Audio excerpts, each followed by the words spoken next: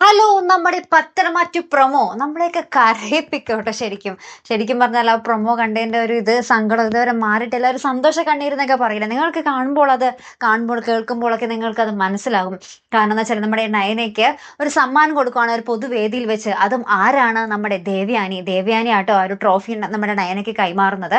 എന്തിന്റെ ആണെന്നൊന്നും പറയുന്നില്ല. Best designer ആണോ അല്ലെങ്കിൽ വേറെ എന്തെങ്കിലും അവാർഡ് ആണോ എന്നൊന്നും അറിയില്ല.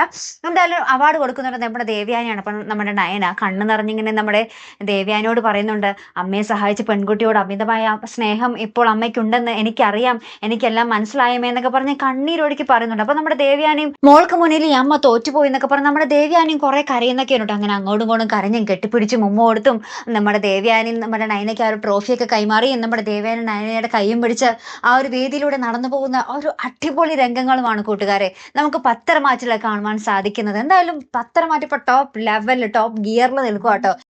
ഇങ്ങനെ തന്നെ മുന്നോട്ട് പോട്ടെ അല്ലേ? അപ്പൊ എന്തായാലും നമുക്ക് കാത്തിരുന്ന് തന്നെ കാണാം. അപ്പൊ അടുത്തൊരു വീഡിയോയുമായി വരുന്നത് വരയ്ക്കും ഗുഡ് ബൈ.